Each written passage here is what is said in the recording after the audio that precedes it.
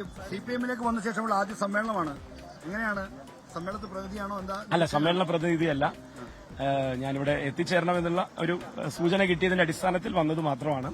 ഉദ്ഘാടന സമ്മേളനം കഴിഞ്ഞ് മറ്റു കാര്യങ്ങളോ ചർച്ചകളോ എന്തെങ്കിലും നമ്മളായിട്ടുള്ള ഭാഗമായിട്ടുള്ളത് അല്ലെങ്കിൽ നമ്മളിവിടെ ഉണ്ടാവുക എന്നുള്ളതാണ്. വലിയ ഗൌരവപൂർവമായ ഒരു എക്സസൈസാണ് അതിന്റെ ഒരു സംസ്ഥാന സമ്മേളനം ഒരു പാർട്ടി വിളിച്ചു ചേർക്കുക എന്ന് പറയുന്നത്. ആളുകളെ കേൾക്കുക എന്നുള്ള ദൌത്യമാണ് പ്രതിനിധികളിലൂടെ അത് നിർവഹിക്കുന്നത്.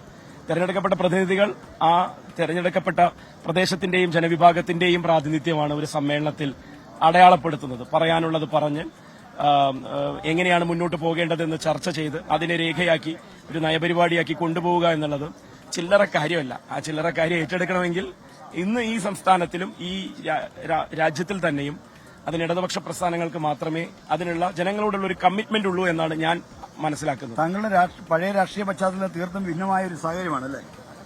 അതൊരു രാഷ്ട്രീയ പശ്ചാത്തലം എന്നൊന്നും പറയാനില്ലാന്നേ. അത് ഒരു പ്രവർത്തന പശ്ചാത്തലം എന്നേ വാക്ക് ഉപയോഗിക്കാൻ പറ്റും. അതിനെ രാഷ്ട്രീയം എന്ന് എങ്ങനെ വിളിക്കുക? അത് ഒരു കൂട്ടായ്മ എന്തോ ചെയ്യാൻ ശ്രമിക്കുകയാണ്. അത് അധികാരത്തിനെ മാത്രം മുൻനിർത്തി നടത്തുന്ന ഇടപെടലുകളാണ്. അതിനെ രാഷ്ട്രീയം എന്ന് വിളിക്കാൻ പോലും യോഗ്യമല്ല എന്നാണ് ഞാൻ വിശ്വസിക്കുന്നത്. Okay sir.